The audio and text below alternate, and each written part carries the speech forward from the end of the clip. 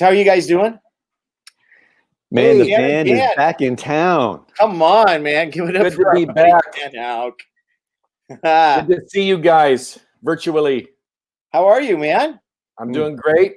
Look, I've got my tea here, my delicious tea.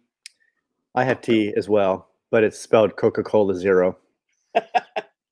Well, here in Santa Rosa, it's actually pretty cool right now. So a nice hot tea is whatever, good. dude. I mean, it's like 100. I'm sorry. Yeah. Was it like 11 o'clock last night? It's like 87. I'm going, are you kidding me? Yeah. And this morning it was 78 at 6:30 in the morning up in Lincoln. Well, now it was 68 here in Carmichael. Yeah. I see Randy Brundage on there. Hey, Randy. Oh my goodness. And Anne-Marie and Charisse. Great to see you all. And shout out to the Mrs. Houk. Come on. Yeah, my wife, of course. So great to have everybody. Gosh, I sure miss having you. Hey, Lisa. Dan, I'm not sure which Dan. I'm assuming you're talking to me. On our staff meetings. So tell us, how's it going there in Santa Rosa with COVID, and how's the campus doing? Campus is doing really well. Like all of Bayside, moving everything online, and then just the amount of outreach is exponentially raised because of all the needs going up. So, but our church is really banded together, and it's cool seeing the community actually reaching out to the church now, saying, "Hey, can you help us with this or that?" It's great to be a part of a community and be seen as a very valuable asset. So. You were saying in the all staff yesterday about a blood drive you guys had at Santa Rosa? Yeah, they transformed our lobby into a blood bank. Wow. And so they set up all the tables there and, made everything sterile. And then people sat there in the luxury of our lobby and they gave blood. with the air conditioning blasting away, thank goodness. That's right. Hey, Amy, how you doing? Dan, you're crushing. So how long have you been in Santa Rosa now? Since August, so about nine or so months. Wow. It's only been 9 months? I know. Come on. Yes, a COVID crisis and a fire. That's what I've had since I've been there, It's been a couple of disasters, but a lot of great things going on behind the scenes. So. Well, I can't think of anybody better to lead a church back to prosperity and just doing great things for the Lord. And I know as soon as the COVID is behind us, it's going to be even better. But I know you're crushing it. What about you, Dan? Crystal, what's going on, buddy? Well, hey, you know what? There's Miss Teresa Houk. Yes. Before I answer that question, there's a very special thing happening, I think, on Sunday. What's happening on Sunday? Right. I think there's some guy named Dan Houk that's going to be turning over another year. And yes. It's his birthday on Sunday. Right, Dan? It is my birthday. Yep. I'm going to be going out and partying like it was 1999. I don't know. I'm actually going to be staying at home on my birthday. Well, even if he went out, everybody would have to be 6 feet apart. Okay, you guys, all you COVID birthday people, I am so sorry. I guess it's going to be all of us at some point. Mine's in August. We're still be working. Yeah, mine's there's also something really special happening at all the Bayside campuses Sunday. That's right. 5 to 7 o'clock drive-through communion, you guys. And if, man, whatever campus you go to or whatever you want to go do this. I tell you what, I think it's going to be a really moving experience just to see people are hungry.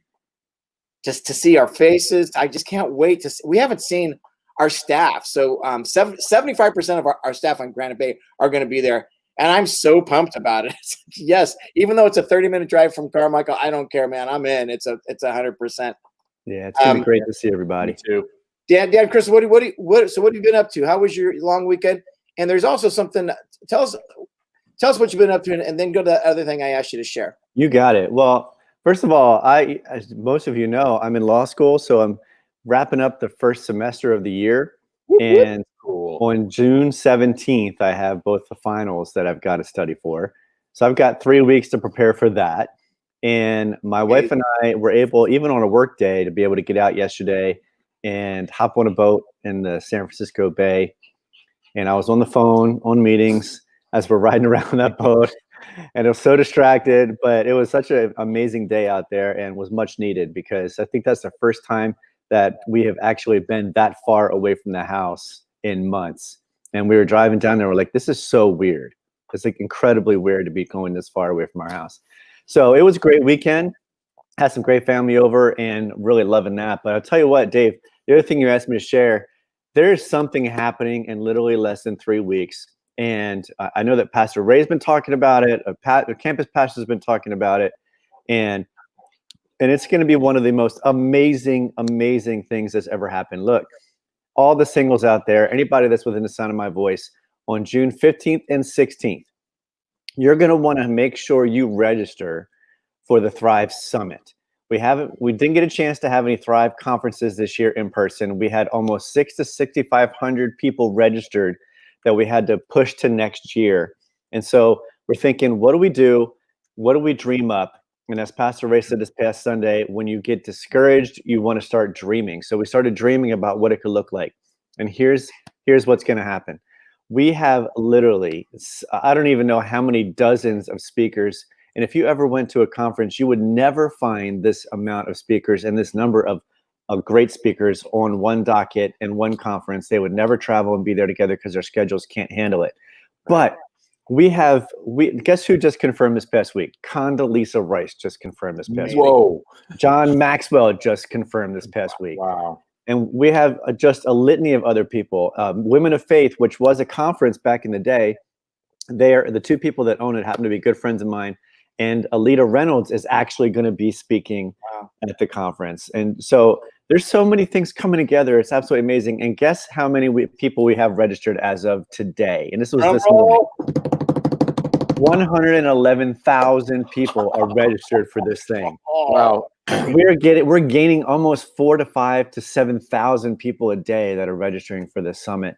And I tell you what, you do not want to miss it. You want to pass it out to all your friends. You want to get everybody registered.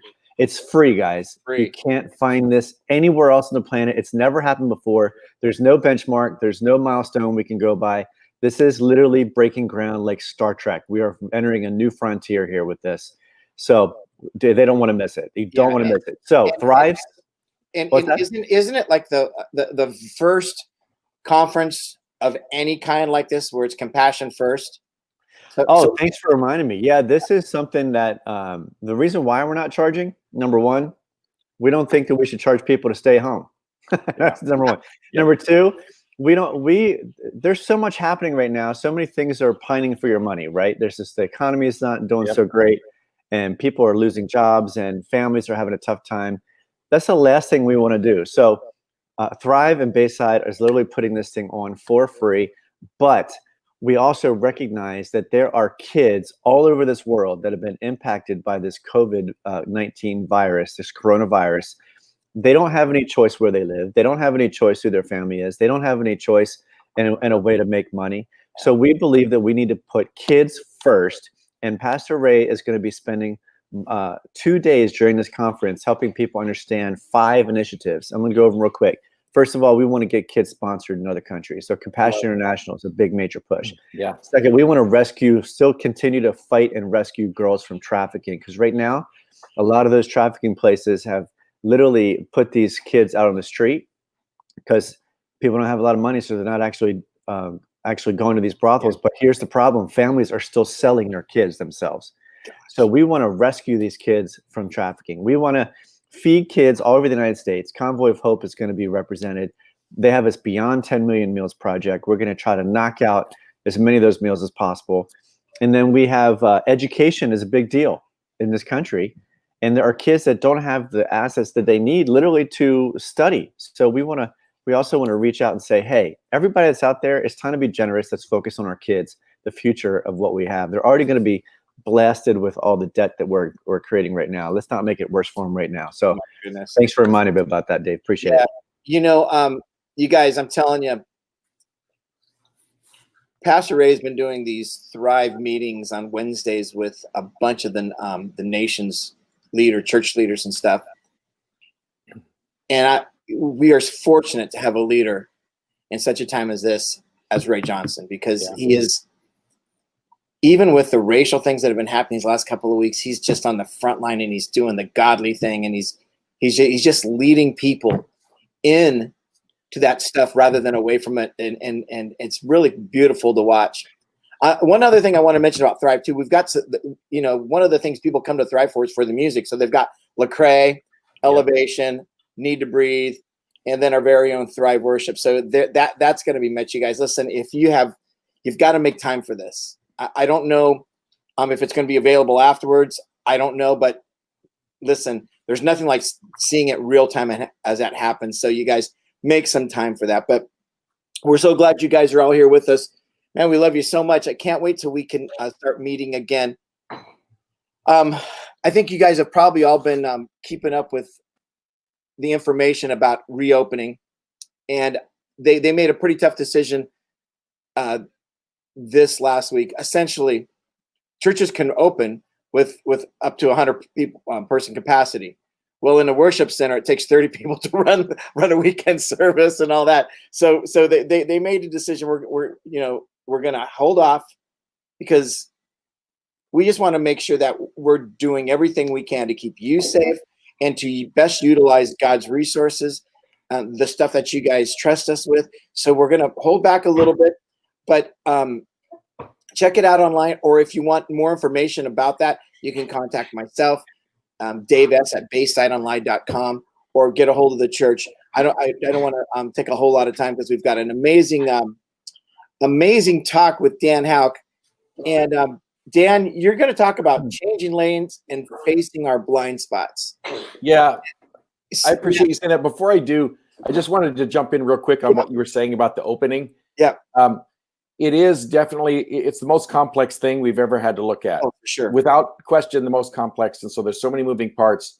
I am so grateful for the wisdom and the care and the love of the staff at Bayside, because they're looking at everything, not just the one or two things. And they're going to open up at the right time. And we have a plan to open. So different campuses will be looking a little different, but I'm grateful because there is a plan to open, but it's just not going to be something we do right away because we can, and someone lifted the starting gate. We're going to do it in a very wise fashion. So, yeah. So let's say one of the things I would imagine is, let's say you can have 100 people in there. So what 100 people get to get in? Right? Yeah. I mean, you figure on a weekend at our campuses, we got 20,000 folks. Okay. Yeah. So we have 7 campuses. So we got 700 people. Yeah, come to one of our 2,000 services, right? So, you guys, before we get going, let me pray for the evening. Heavenly Father, God, thank you for these men that are here, God, and thank you for everybody that takes the time out of their evening and their busy day, God, to tune in and get closer to you, God. These are extraordinary circumstances, God, and we know you're using it to your best, and it's amazing watching what you're doing, God. So thank you for everything you do, God. Father, we ask you to bless every heart that's here tonight, and those who can't make it, God, that they may stumble upon the video, and that chasing our blind spot or seeing our blind spots, God, that we could all learn from this, God. Father, I ask you to be with us, touch our hearts in a way you haven't before, God. Thank you for your love and your mercy and your grace. In Jesus' name, amen. Here you go, Dan. Thanks, Dave. Hey, everyone. So glad to hear you. Thank you for the warm birthday wishes, everyone, and the kind wishes from those of you who I haven't seen in a long time. As Dave said before, I used to be the singles pastor here. And so some of you newer folks, I'm a new face to you, and I'm glad you're here too. But I did want to talk about changing lanes, which is kind of an interesting thing, because I think in life, we're always going, like just on a freeway. There's times when we got to move different directions in our life. And life is kind of like that relationally. We move throughout life, and it's important when we make changes, course corrections, that we know where we're going and what some of the obstacles are out there. And my parents are actually 90 and 91. So let's just keep this between us and the entire Facebook world, okay? I'm going to tell on my parents a little bit. 90 and 91, and I've driven in the car with them in the back seat. It's an exciting experience, let's just say. There's been a few times when I've been a little bit nervous and had to grab onto something. But I was so grateful when a couple of years back, they bought this brand new Subaru, It's got the cameras on the side. It's got the little ding, ding, ding, when you're too close to something, and it works. So when they're driving, we've heard of those ding dings a couple times, which tells them don't change lanes yet. Well, the reality is we all have those blind spots in our lives. And some of you might be saying, I don't have a blind spot. Dave, do you want to handle that one? Actually, the reality is we all have blind spots. There's a psychologist that I used to bring in to talk to our parents of teens. And he was a psychologist who understood the teen brain. He's a cool guy, but I'll never forget one time when he was up front telling everybody, welcoming everybody. He said, I used to think I was a good guy, and then I got married. Well, the reality was he is a good guy, but when you're in close proximity to somebody, they start kind of revealing your blind spots, And so over the next couple of weeks, we're going to be talking about the blind spots, and we'll kind of jump in the shallow end this week. These are important, and they kind of build. So it's really important we look at these and say, okay, now where in my life could I use some help in this area? And I hope you walk away tonight with some things you can really apply to your life. And then if you guys have questions, go ahead and put them in the chat feed. We'll talk about those at the end. But I want to tell you a quick story of my own life. Now, this was before Teresa. But, I dated a few women, and there was one thing that seemed to always happen. It seemed like the women I dated were crazy. All of them.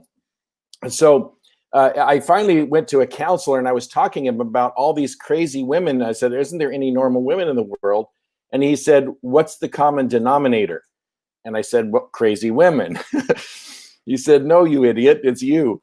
And I'll never forget realizing, I am the common denominator here. And the women weren't so crazy, and I wasn't so sane as I thought I was. I had some blind spots in my life,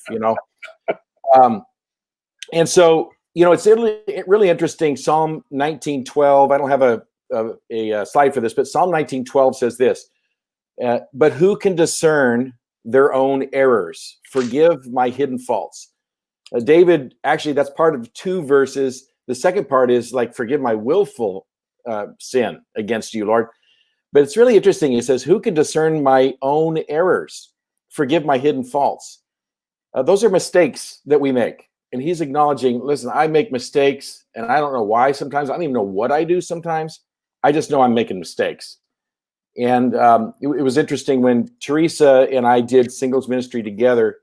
Dave knows this, but she put on the big events. So the big dances, the big dinners, the things we put on, and those are complicated, require a lot of planning. Yeah, thanks, Teresa. Dave does now, all by himself, no, with his team. But the reality was, it was so complex. And so she would walk into a room sometimes, and she had people say to her, why are you angry?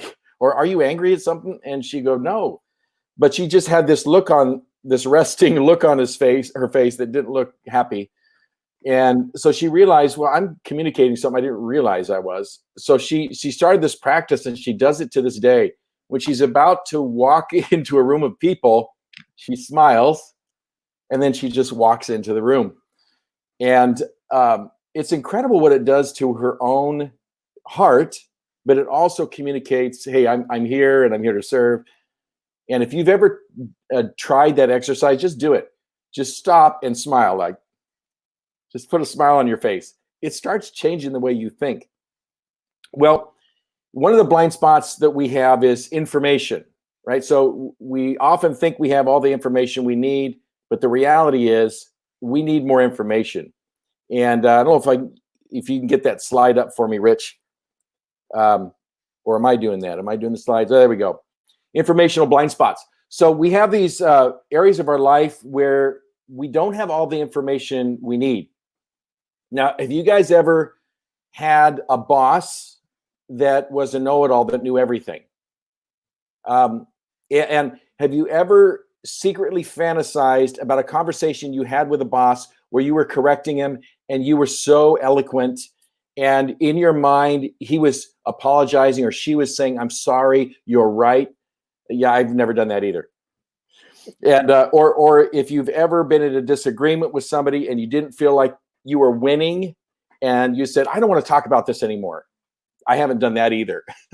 So the reality is, those are the results of informational blind spots. We sometimes think, like the boss, sometimes think they have all the information they need, but really they need information from their team.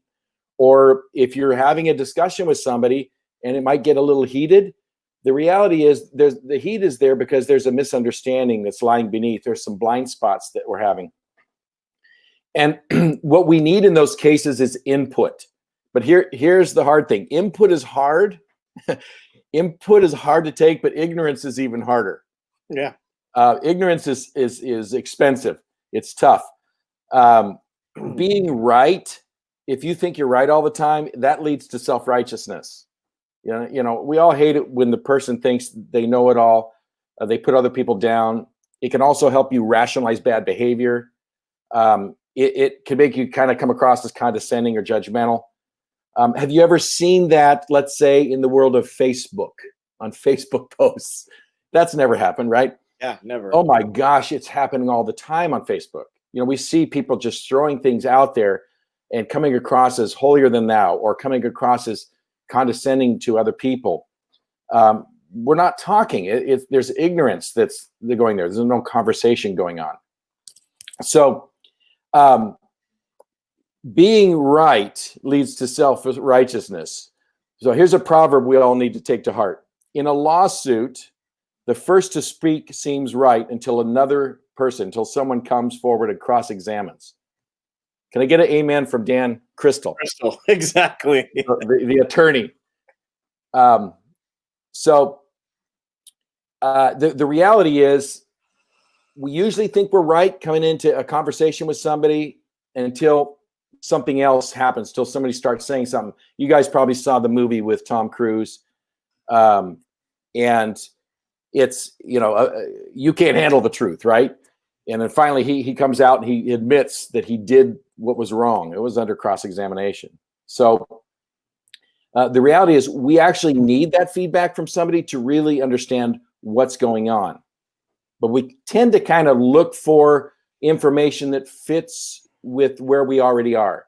So we go to the same news channels, we go to the same people in our lives. So sometimes we want validation from somebody. It's great to have those friends that are going to encourage you, and we need that. We have to have that. Absolutely. But we also have to have friends sometimes that will challenge our views if we're not 100% on it. Yeah. So true friends will tell us what we need to hear, as opposed to just telling us what we want to hear. So what we need a complete picture. We have to understand what's true. We have to get all the information we can, and we can't do that if we're not listening to somebody. There's a great proverb, Proverbs 12:1, that says this: whoever loves discipline loves knowledge, but whoever hates correction is stupid. I love the way that the writer of that puts that. I mean, he kind of just lays it out there. Yeah. No ambiguity there. No ambiguity. That means when I was a kid, I was pretty stupid. Yeah. Yeah. It's I've been stupid a number of times, and I've been called stupid, rightly so. So every disagreement you're in involves someone pushing back. So the question is, are you able to listen? That's what's important. Are you in a place where you can listen to somebody who's pushing back? Do you really want to get to the truth of something? Because if you have a blind spot, by definition, you do not see it. And it's important to listen to those voices in your life that can enlighten you. And it's hard. It takes bravery, because if we're listening to somebody else's voices about a blind spot, the chances are it might hurt a little to hear what they're saying. So I got a couple of questions that you might ask yourself when you're in this place where you're getting feedback from somebody. So if somebody's talking to you, a good thing to ask yourself is can I restate their point from their perspective? So if someone's talking to you, like this has happened to me before with Teresa, when we're having a disagreement and we're arguing back and forth, If I stop for a moment and I listen to what she says and I say, oh, so what you're saying is, and I repeat back to what she says, it actually opens her up to say more.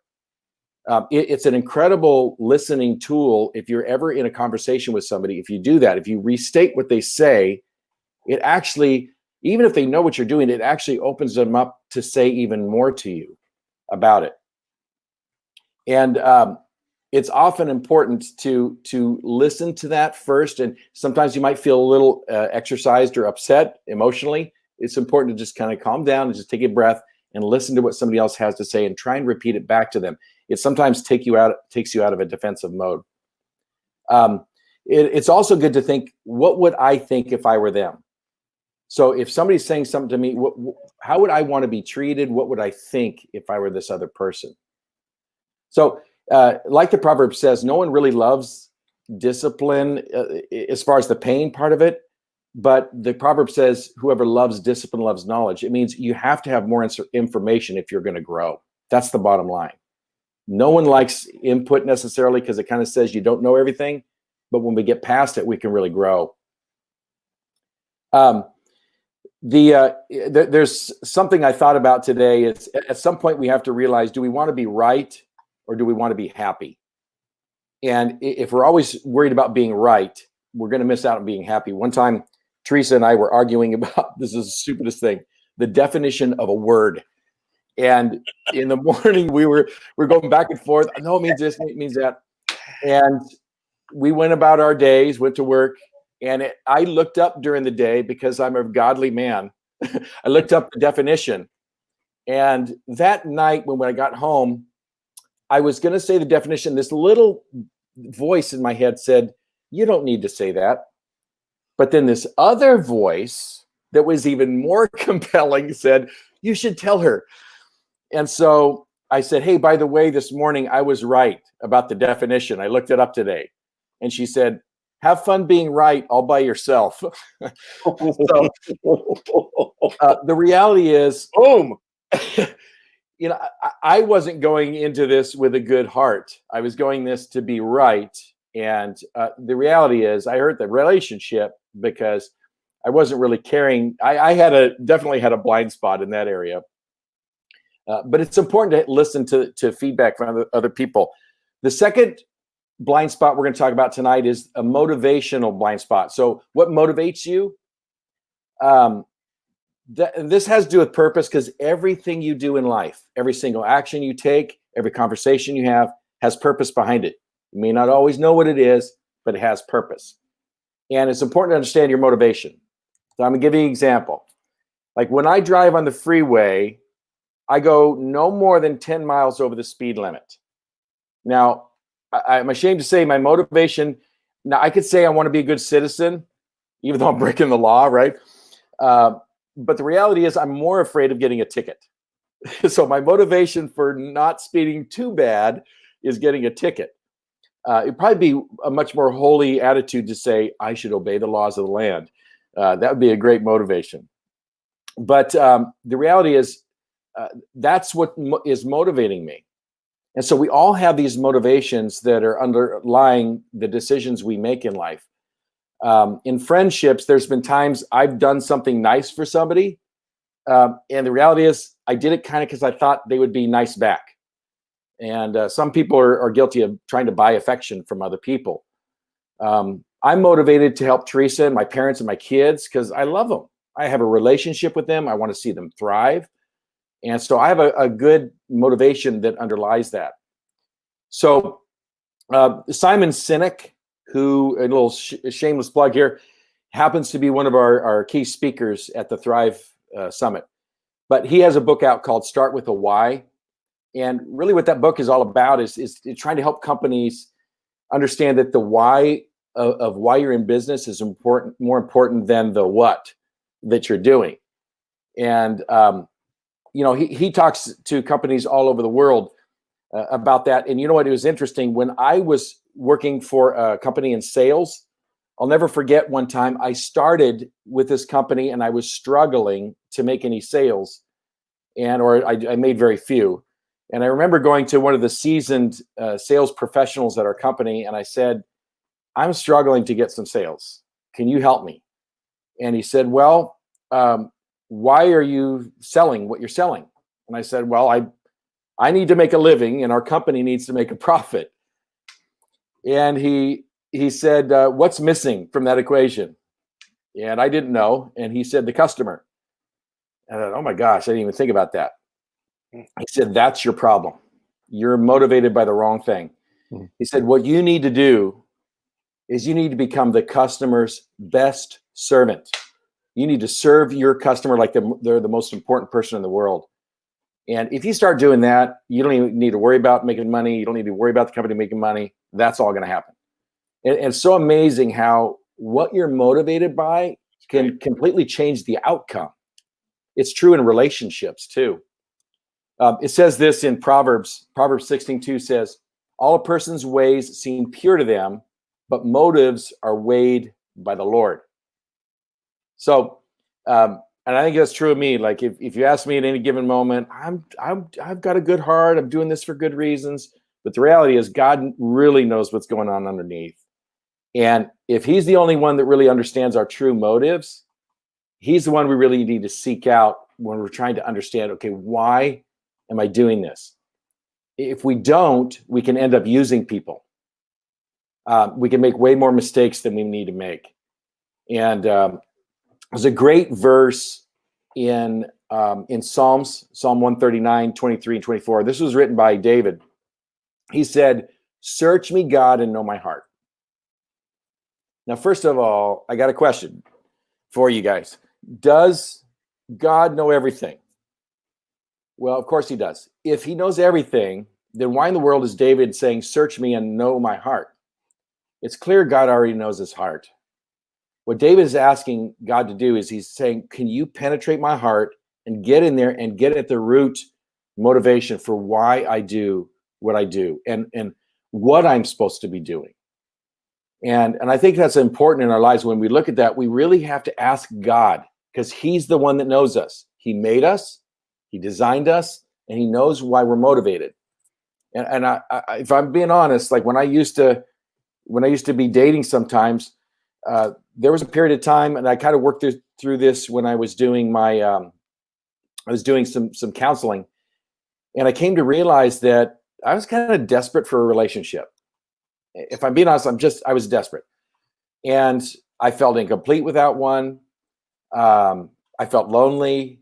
I mean, there's a lot of things going on, and some of those are relationships are good things. But what was really driving me was some of the more selfish motives that I had. Like I wanted this, I wanted this, I wanted this. And it wasn't until I began to go through this counseling that I realized, man, this is kind of, it made me feel bad about myself. But the reality was it made me feel good, because I said, I just don't want to ever do that again. Like anytime I go on a date or anytime I make a new friendship with somebody, I want to bring value to that friendship. I don't care what I get out of it. I'm just going to go into that friendship to try and bring value to that other person. And I'm not saying I've always done that, but ever since then, it's been in my mind a lot more. Like when I meet somebody new for the first time, I ask God, what can I bring to this person? What can I give this person? So God wants us to look at our hearts and see what the motivations are there. And he goes on, though, to say in that verse, test me and know my anxious thoughts. Anybody got an anxious thought out there?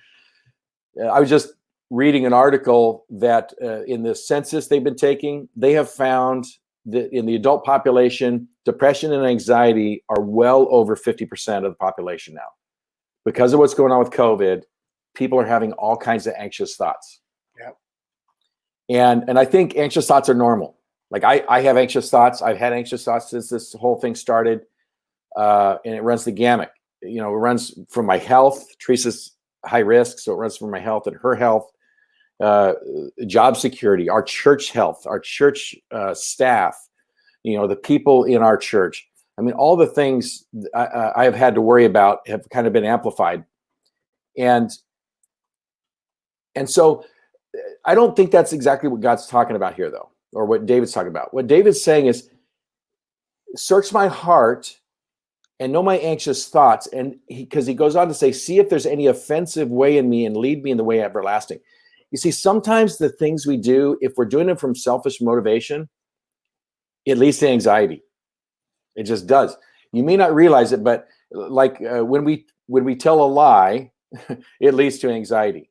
If we're doing something for selfish reasons, it doesn't feel good. It doesn't fulfill us. And so it's really important to look deep down inside of our hearts.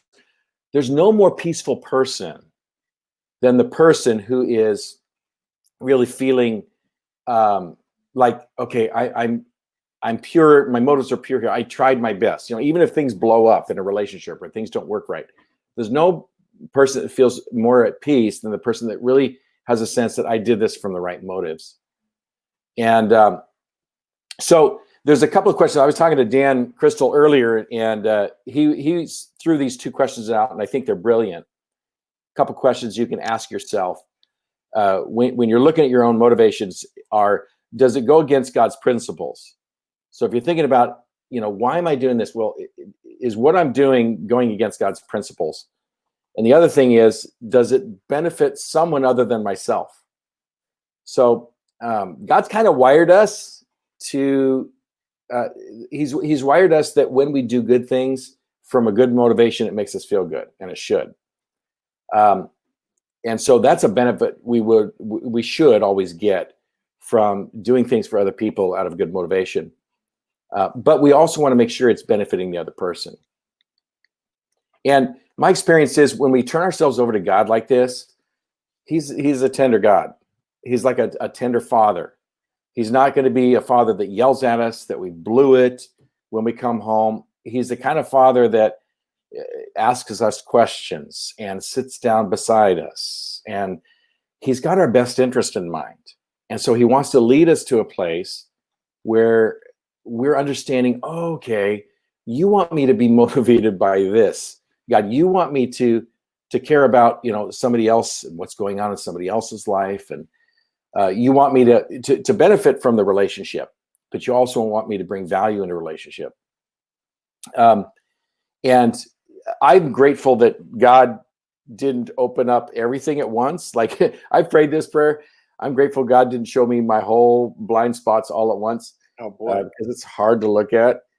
But the reality is God's been gracious, and over the years, he showed me some things about myself that were pretty selfish, some neediness I had when I was younger.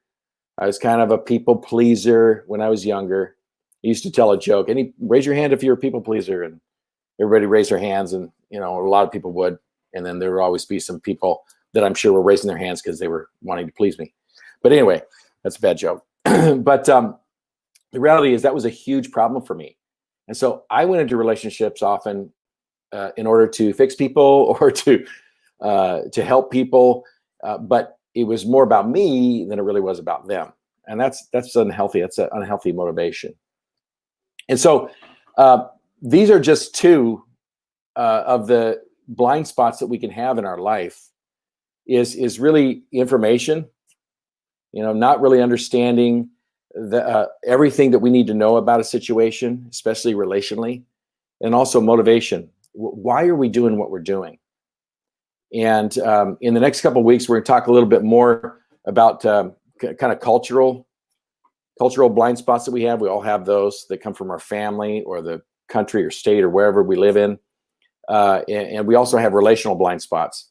And those could be huge. And that's going to be a lot of fun, too. We're going to be talking about the differences between men and women and how that can play into some of our blind spots. But I just want to encourage you guys tonight that I think being in singles ministry and being connected to singles is probably one of the greatest things that helped me in my life with some of my blind spots. And being in a community of people that can love you and can encourage you and can lovingly bring you along if you're having some struggles. And that's why we have divorce care. That's why we have Celebrate Recovery. That's why we do boundaries classes, things like that, because we all have these areas of our lives that we've struggled in that God wants us to bring us through. And I'm grateful for singles ministry. I think it's one of the most real and raw ministries at the church. And I think that's why we see so many lives transformed in singles ministry. I really appreciate Dave Schaefer too, and Dan and what they've been doing, every Thursday pouring into you guys. I think all of that plays a part in our growth and helping us see some of those blind spots. So I hope that helped you tonight. And if there's anything else, any questions you guys may have, we can throw them out to our panel here. And again, if you can private message the singles page there if you want to keep it confidential. But that's kind of a touchy subject we just talked about, right? Yeah, I'd say so. I mean, did I open a can of worms? Well, I hope so, because we only. So one of the things you kind of said at the very beginning was something like, if you think you have a blind spot, that's probably not the blind spot you need to be worried about. No. By definition, if you know what your blind spot is, it's not a blind spot anymore, right? And so at that point, it's a problem with your personality. You're failing to want to fix willfully disobeying, right? Yeah, for sure. Let me see here.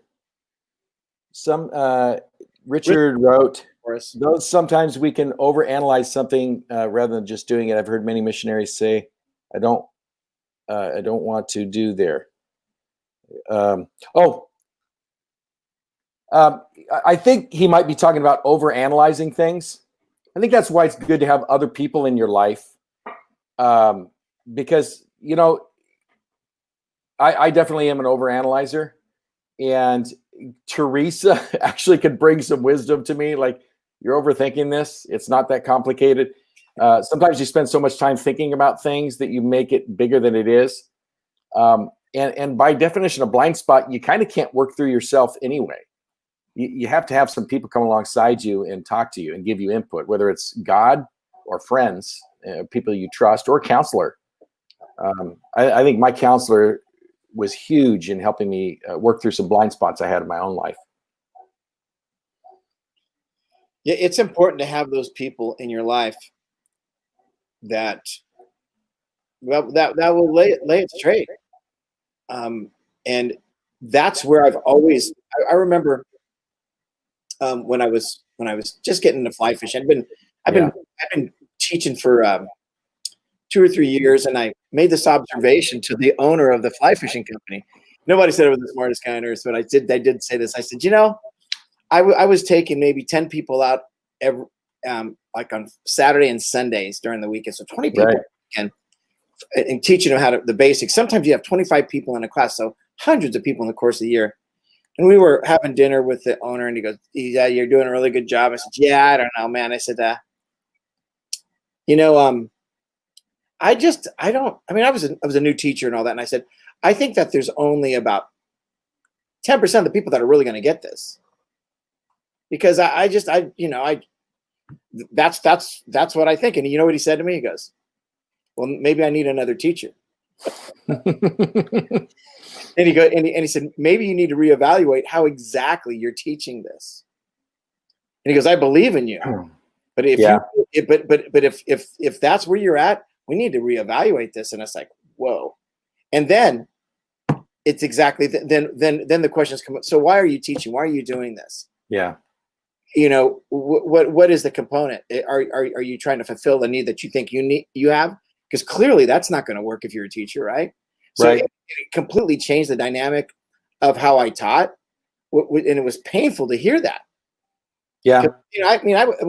We had the biggest school in the United States at the time. Right about the time where River Runs Through It came out, it was huge, right? Fly fishing blew up, multi-billion-dollar industry. And so, yeah, I'm thinking pretty cool. And he blazed that on me and went, wah, wah, wah. But it was probably best advice I ever had. Yeah. Here's a good question. Hi, Darcy. Yes, Darcy, that's a good one. How do you find out what your blind spot is if you don't have a counselor? So I would say what blind spot? I would say you seek input, and I'll give you an example. Like the example I said, I was kind of being facetious about dating. I saw somebody else comment about have the same thing with men, and I'm sure it's true, right? I was the problem. I mean, that's my point. Like I was the problem. Yeah. And in this case, it took the counselor to tell me. But I've had friends before that have I have asked questions like, do you think that was good? Let's say I'm having a problem in a relationship, asking somebody and then really laying it out. I think we have a tendency when we're explaining an argument we had. I don't know if you've ever done this, but I do it frequently. You leave out some information. All I did was said, hey, it's okay. And she said, what's wrong with you? You know, and the voice inflection. And I mean, it gives a false impression of what actually happened. So I think if you give good, accurate information about what's going on and lean in to seek other points of view, I think this is true. Like, I don't look at one news. I know there's different biases about different news organizations. I look at CNN, Fox News, BBC. I look at different news sources. I don't want everything coming from one direction. I like listening to the counterpoint of things. So I think you have to seek it out a lot of times. So if it's relational, you seek it out. If it like what we're doing now with COVID, we're trying to figure out how to open up. We're seeking out all kinds of information.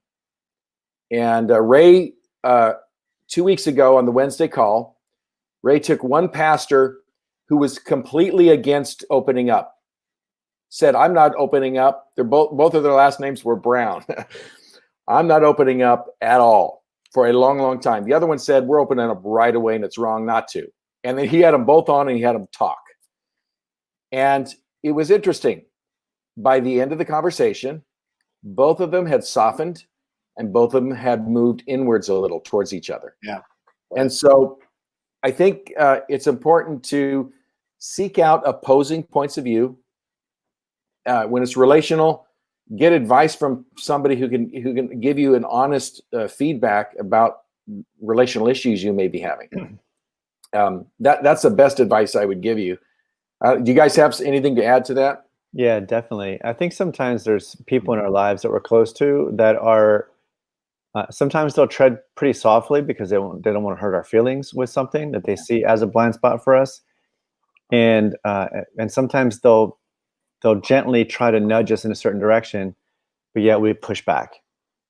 And so even if we had a counselor, whether it's a counselor or a friend or a family member or even a spouse, we have to come to a place where we understand, wait a second, nobody really knows my heart other than God, not even myself. That's what Jeremiah says. But yet sometimes God offers discernment to others to help guide us. And we have to be listening with our heart, with our ears, with our eyes, with our mind, and allowing the Spirit to speak through someone else sometimes to share with us what our blind spot actually is, or where we may be missing it. I've walked into rooms sometimes and I've completely misread cues. And somebody can say, hey, did you realize you said something that this person was going through? And, I'm not getting into all the details. And I hadn't, but when I recognize it, I could have two responses. I could be like, you know what? You can't tell me that. You don't know what's going on in my mind. Or you can say, I'm going to think about that. And I want to process that and come back.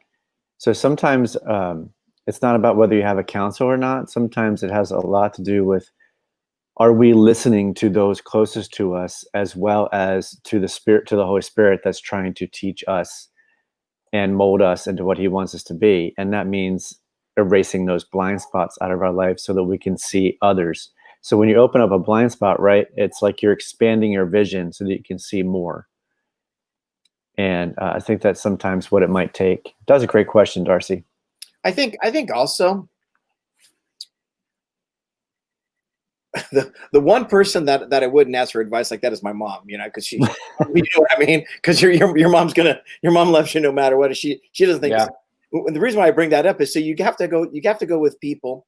You have to talk to people that are your friends that love you enough to be honest with you, and for what I find in church, that's really hard for a lot of Christians because they think being honest with somebody is confrontational. And I'll take it one step further. Not that we are judged by the world, but people that aren't Christians, I want to hear their input about who I am as a person, because what is their perception of me being a professed Christian, being working at a church, and I may have a blind spot there. And I don't mind hearing that stuff. So to me, it's like, make sure it's someone that is not going to be a yes man, just tell you what you think you want. They want you to hear, but seek it from like Dan says. Dan, he's listening to CNN and NBC, CBS, Fox News, what have you. So to me, it's like, all right, even though I'm a Christian, so maybe somebody thinks I'm one of those stuffy Christians that walk around like, who knows what they may think. But I don't know. I definitely look for advice from. I always go to like 3 of my top friends and say, hey, what do you think about this? And get that counsel. It's probably one of these guys on screen, or it could be both of them. Well, information comes at us from so many different ways, right? And it comes through every sense that we have. It comes through self-awareness too. And yeah, Jamie mentioned that. Jamie Hanna mentioned that. And then Carl actually had a follow-up question and said, what if we can't take criticism well and we ask others about our blind spots and we end up feeling really hurt? Well, actually, not being able to take criticism is a blind spot. And that's something that if somebody already recognizes that about themselves, then that means when you do seek out criticism, or I should say feedback from someone, seek it out from someone you trust, that you believe is not going to hurt your feelings, but does want something good for you and has your best interest in heart. And so that's a really great follow-up question, Carl. Absolutely. Yeah, I think that the one thing about this, Carl, and hey, great to see your face. I see your face in the icon there. Schneider. Missed you, buddy. But I think that when it comes to blind spots and taking criticism, you kind of have to go into it with the understanding there's going to be a little bit of pain. So if you want to avoid the pain, it's going to be hard to grow, and that's understandable. No one likes pain, but the reality is, when you lean into it, and if you really can understand how I can grow through this from input you're getting from somebody else, you're transformed. Yeah. You become a different person. The longer you do it, the less the pain. So over time, seeking input in your life becomes kind of a part of your lifestyle. It doesn't hurt so much anymore. And because if you have a mind, I want to grow, I want to get better, I want to learn things. And I'm telling you what, I make tons of mistakes, but I want to make a little less next time, and a little less next time, and a little less next time. And after a while, it doesn't hurt so much. So I think there might be some other things to explore there, to talk to somebody about, because sometimes if we have underlying insecurities, we're kind of worried about hiding them. I struggle with that too. But if you lean into it a little bit and want to grow, the pain lessens. Yeah, I think that when I was talking to a good friend, I don't know, about a year or so ago, and we were talking about feedback, and I said, well, I accept feedback. And this friend snapped right back. It was such a great response. Yeah, but do you invite it? Yeah. And so the difference is that when I accept feedback, then that means I have the choice of whether or not I want to receive it or not. Yeah. But if I invite it, that means I'm asking directly for you to tell me the truth about something. So then I therefore have to offer that permission to speak that into my life, right? Mm-hmm. But if I'm not ready to hear it, I shouldn't be asking the question. That's exactly right. Yep. Don't ask that question. It's interesting. Go ahead. It's interesting when you're married. It's true. You get feedback whether you like it or not. That's true. When you're in leadership, you get feedback whether you like it or not. When you're even serving, you get feedback whether you like it or not. Right. So it tends to be the more you do, the more you serve, the more chances you put yourself in a place to get feedback. from people. And I do find the people that get the most comfortable with feedback are good or better at doing relationships a lot of times, because they've learned to, to understand it. I want to improve the relationship. I don't want to necessarily just avoid the problem. I want to improve the relationship. And to do that, you have to have feedback. So any insight on how you, if you should tell one of your friends that they've got a blind spot, but let's say they haven't asked, I mean, what do you think? If you got a dear friend, or are you going to say, well, if they don't want to know, then I'm not going to tell them. But you said that dude's got a blind spot, man. Yeah. Straight up. Is it our duty as friends? Probably, if you love them. Yeah, I that verse, as iron sharpens iron, so one man sharpens another. And if you ever seen a knife sharpened, it's not a pretty thing, right? It's a bunch of scraping and grinding, and so I think by nature, growth is hard. It just is, and when you're an adult, you just have to seek it out more. You have to go after it. I guess that's why they call it being an adult. Yeah. By the way, if everybody hears this sound, it's not me. It's the little dog that's trying to get pet by me. He's making a lot of noise over here. I bet he finds it hard to breathe with that little nose. Yeah, he does. That's why I was like, I need to put that on camera so people understand what's going on. What else you got for us, Rich? Hey, Elena wrote something. It hasn't been put up yet, but I wanted to address it. It's really good. She said, what about, oh, there it is. What about our parents or supervisors? How do we let them know that certain behaviors that are in their blind spots cause us discomfort or pain? So that's a little more difficult, because we're talking about what we can control here. Like, we can seek out, we have blind spot. I have a blind spot. I can seek out help for my blind spot. Now, if somebody else has a blind spot, they don't know it's there. And it would depend a lot on the personality, right? So I don't know the boss. If he's a yeller or she's unreasonable or whatever, and you were to go to them and say something, I don't know. I don't know if it's Andy Stanley says that if you surround yourself with people, well, I can't remember the quote, but the bottom line is, if you stifle conversation, pretty soon nobody around you has anything to say. So if a boss is stifling conversation or a parent is stifling conversation, it's going to be hard for them to grow. Now you could try it. You could say, hey, can I talk to you about something? This really hurt my feelings when you said this. And you can go in there with the hope of improving the relationship. But I think that's one of those things you kind of have to, especially with bosses, you kind of have to weigh how you might do it in a respectful way. Dan, I see you're shaking your head. Do you have any ideas on that one?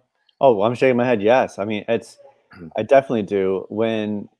This is a great angle. I don't know if we actually talked about how to approach someone who does have a blind spot. That's such a great. Yeah, that's actually probably important to cover. Yeah, and I think that when it comes, there's something that I always like to coach people on, and I'll just explain it this way.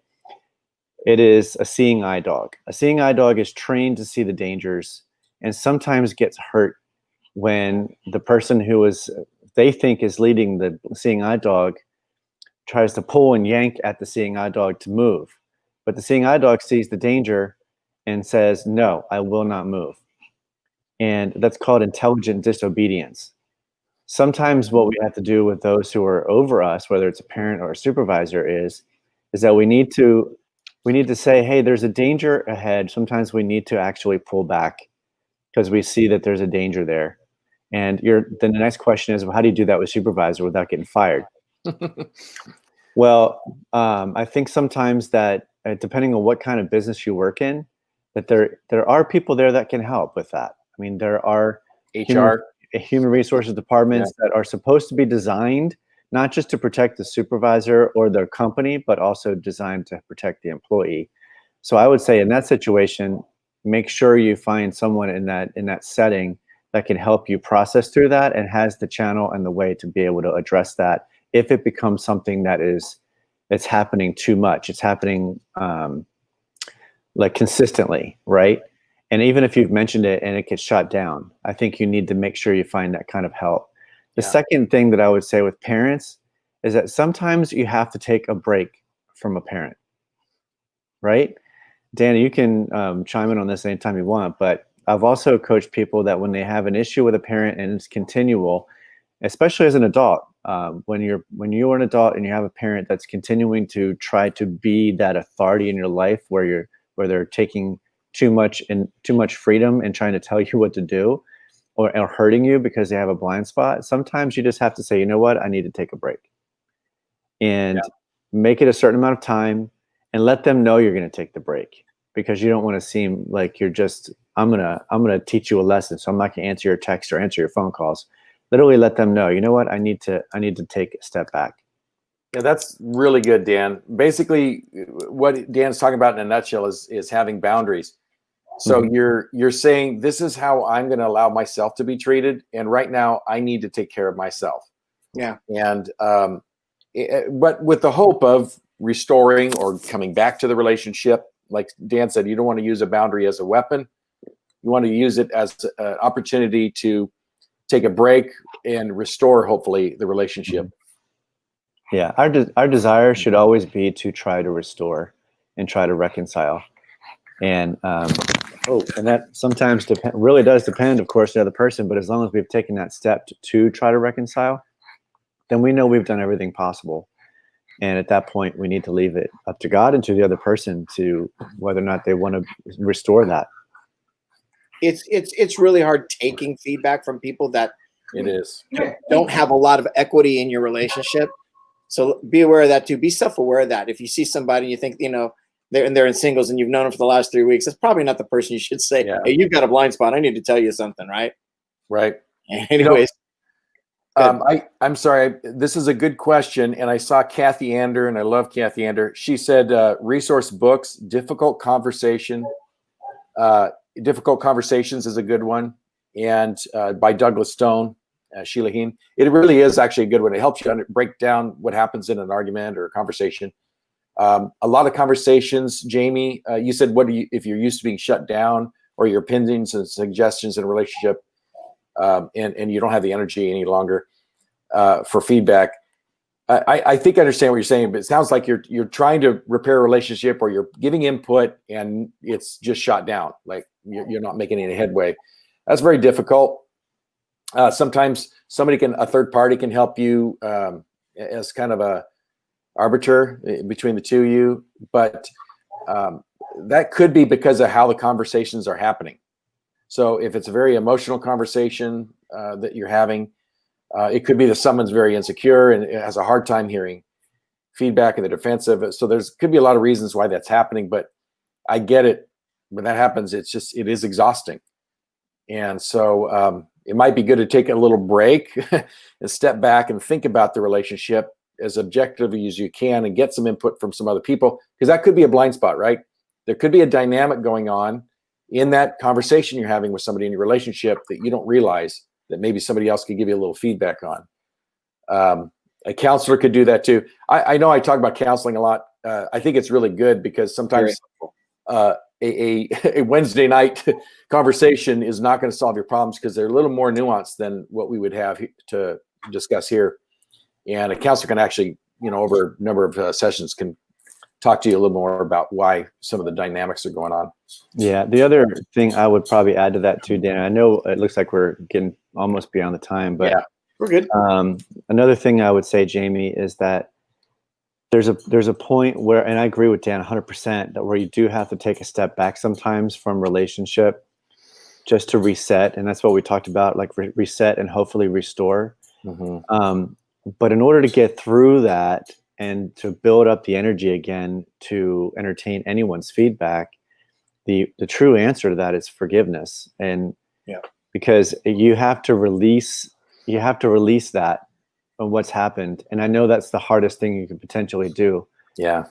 Because forgiveness really is not an easy thing to do, but it does release it so that you can then go back and say, okay, Lord, what are you trying to show me through this? I want to forgive. I want to have grace. I want to have mercy, but I also don't want to get walked all over. And I don't want to put myself in a position where I'm going to be hurt again. And so forgiveness is really the best place to start, and to continue to practice that on sometimes a daily or maybe even a minute by minute basis. Yeah, I think the definition of a relationship is something that's beneficial to both sides. And if it's tough at times if your opinions and suggestions aren't appreciated, then if it was me, I'd start saying, okay, if I'd start questioning the relationship. Is it something that's healthy for me? If it's something that's bringing anxiety or constant sadness, then I would reevaluate that. How healthy is that? God tells us what? To guard our hearts, and there's a reason for that. And so I think being self-aware enough with our relationships is a good thing. And I can tell you, got a lot of people in the office talking about relationships with me, and then I go, why are you in that? Because you're clearly just getting hurt. Yeah. And it's not a laughing matter, because I mean, guys, we've all been there, man. And there's been times where we probably should have cut a relationship off a long time ago, but we were dependent on the thing, right? And so maybe that's your blind spot, is codependency or something like that. But it is interesting. One of the things, if you are having relational issues, it's good. Like I said, I was doing it tongue in cheek, but in my dating process, there was a pattern. And it was the pattern that I wasn't aware of. And the pattern had to do with me. So if there's certain things that's kind of come up over and over again and repeat, then it could be an area where you're not aware of what's going on. And the kind of that cycle is evidence of it. And so, there's a lot of people, even friends, could say, hey, this is happening over and over again. And they might be able to say, well, this is what I see. That was a great question. What a great night, man. This is pretty deep stuff. I don't know about the rest of you guys, but I mean, it gets you thinking about your blind spots, right? I mean, and about relationships, and then how open are you to those things? I was literally working through a blind spot this week. I mean, literally something came to my mind. I was very frustrated and upset about something. And I mean, I had to I heard a sermon that spoke to me. The Word of God spoke to me finally about it. And I was being selfish. That's bottom line. When it came down, when I really looked at it, and I wasn't doing it for the right reasons. So it's just an ongoing battle we have, right? To really understand what's true. Yeah. And the pride part of that too, not being able to take it. Right. It's the hardest thing I think that God's, put on us is having to deal with that pride.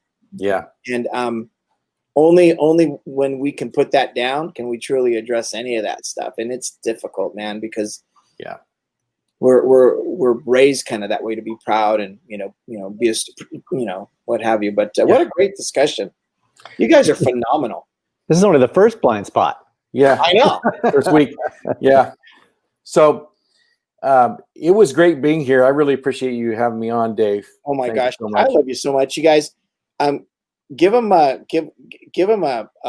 hard sign or something to just tell Dan how much we love. He's going to be back here next week, at least, probably for the next year or two. No, just teasing. Just a week. Or so. You guys are fantastic. Hey, Dan Houk, would you close us in a word of prayer?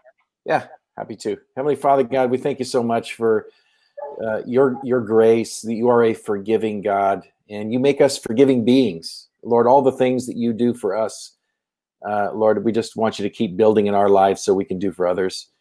And in this area of blind spots, God, we know the scriptures we read. We just pray you would search our hearts and gently, like a father, open our eyes, bring us to the next level in our walk with you, in our love for other people, God. That's what it's really all about. This is loving you and loving others. So I just thank you for this singles ministry. I thank you for Dave and Dan. God, continue to bless them and their leadership. And I just pray for all the singles that tuned in tonight, or those who will hear this. God, I just pray you would let them know how much you love them, that you are walking with them every step of the way, and you are 100% for them. In Jesus' name, amen. Thank you so much, Dan. Hey, you guys, thanks for joining us. Join us back here Thanks, next guys. at Chicken. 7:30. Come on. Famous chicken. Join us back here next week at 7:30. You guys, we love you so much. Have a great week. God bless you. We'll see you See next you week. later. God You bless. guys.